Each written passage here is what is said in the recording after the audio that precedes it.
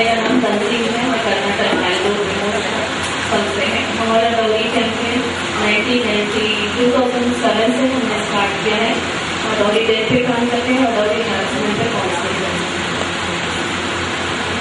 Good morning everybody. I am Deepika from Kerala of Samasta. Kerala Municipality initiated a dowry-free marriage in Kerala. I will share the experience later.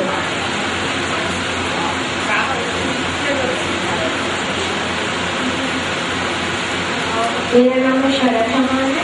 मैं Rajiv Gandhi national university of law से belong करती हूँ। As a law student I am here to promote the human rights related to like specially women who are जो पीड़ित होती हैं और जिनको अपनी रक्षा करने के लिए प्रमोट किया। Hi, my name is Nina. I'm working in HR with Delhi Inter. I'm originally from the UK and I'm coming to learn more about aspects of human rights and living respect for नमस्ते, मेरा नाम Svetlana है। मैं एक साल में नैनी के साथ होती हूँ। मध्य प्रदेश से हूँ, शिमला में काम करती हूँ। खासकर हम लोग भोजन अधिनियम को लेकर काम कर रहे हैं। हमारे यहाँ 3 थर्मल पावर अब बन रहे हैं। उन तीनों थर्मल पावर को पानी देने के लिए बड़ा रेल बन रहा है।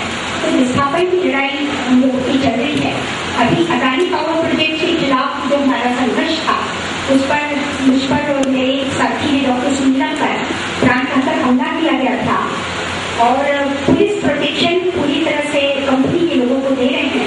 उसमें जब विस्थापन होगा तो सबसे ज्यादा बुरी हालत महिलाओं की होती है। हम लोगों का लगातार ये संघर्ष जारी है। महिला इंसाइटमेंट पर भी हम लोग काम करते हैं।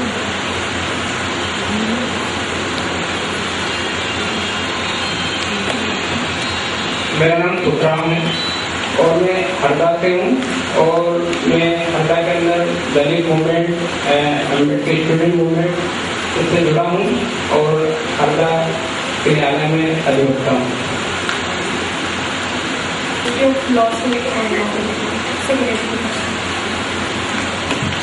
नमस्ते, मैं स्मृति HRLM दिल्ली से हूँ।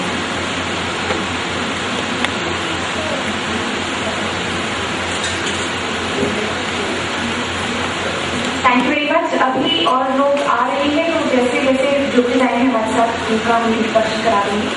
तो अब हम आगे चलते हुए अपनी पहले सेशन की ओर चलते हैं जहाँ ये इस कानून का जो हिस्ट्री है और इसकी क्या प्रोविजन है, थोड़ा सा बैकग्राउंड और उसकी स्थिति आज क्या है, इससे हमें एडवोकेट कीर्ति सिंह जी हमें थोड़ा बताएंगी।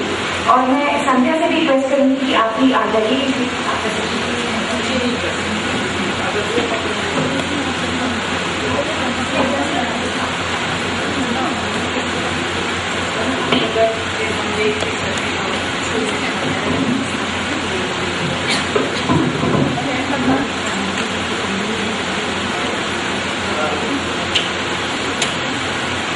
पहले जो हम ये कहेंगे कि हमें यहाँ आने पे बहुत खुशी हुई है। ये एक बहुत ही इम्पोर्टेंट मुद्दा है दहेज प्रथा का और इसको हम लोग सब लोग जानते हैं कि ये मुद्दा जो है जिसकी 1970 के आखिर में और 80 के शुरुआत में ये अभी तक मुद्दा है। बहुत महत्वपूर्ण, बहुत इम्पोर्टेंट मुद्दा है हम लोगों के लिए। इसमें हम ये देख रहे हैं कि इतने साल बीत गए हैं पर दहेज प्रथा कम नहीं हुई है। The giving of dowry has not lessened. It has in fact increased across caste, class, religion, etc. And this was noted. ये जो पूरी जो प्रैक्टिस है डाउरी देने की और लेने की, ये कम नहीं हुई है। ये सिर्फ उन्हीं क्लासेस में नहीं है, सिर्फ उन्हीं रिलीजन्स में नहीं है जहाँ पहले थी, उन्हीं कास्ट में नहीं है जहाँ पे लोग कहते थे पुराने जमाने में कि जो ब्राह्मण प्रैक्टिस है ये एक अपर कास्ट हिंदू प्रैक्टिस है, पर ये सब स्प्रेड कर गई है ऊपर से नीचे सब कास्ट में और अक्रॉस सब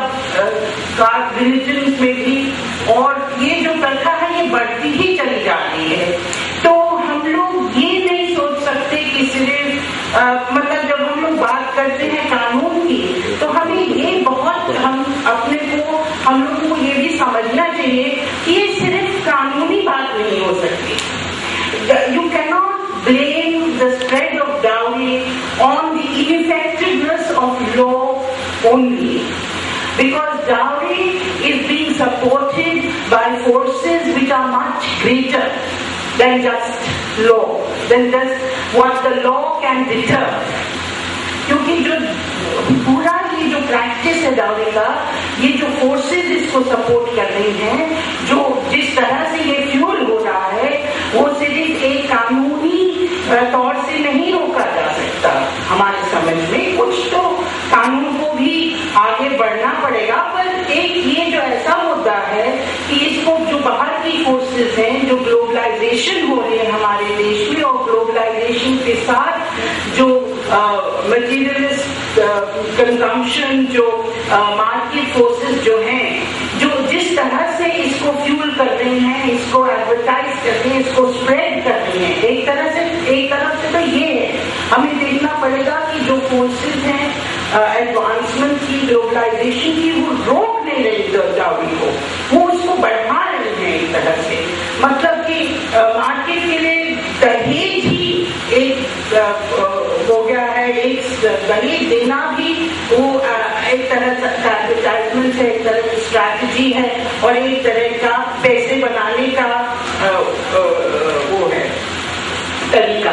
दूसरी तरफ से हमें ये देखना पड़ेगा कि किस तरह से कम्युनलाइजेशन बढ़ गई है हमारे देश में, और कम्युनलाइजेशन बढ़ने से ये भी होता है कि जो रिलीजियस और जो समझे जाते हैं रिलीजियस सेंटिमेंट्स एक न्याय तरीके से, उसमें भी बहुत एम्फेसिस हो गई है।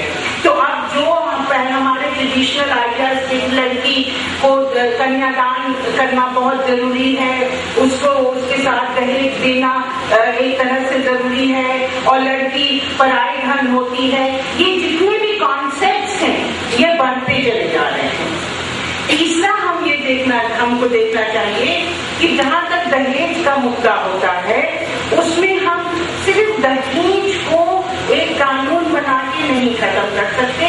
दहेज के साथ और भी स्ट्रक्चर्स हैं, और भी कानूनी स्ट्रक्चर्स हैं जिनको हमें बदलना पड़ेगा, और सिर्फ बदलना नहीं पड़ेगा, क्योंकि आप कानून बनाते हैं वो फर्स्ट स्टेप होता है, उसके बाद होता है इम्प्लीमेंटेशन ऑफ कानून।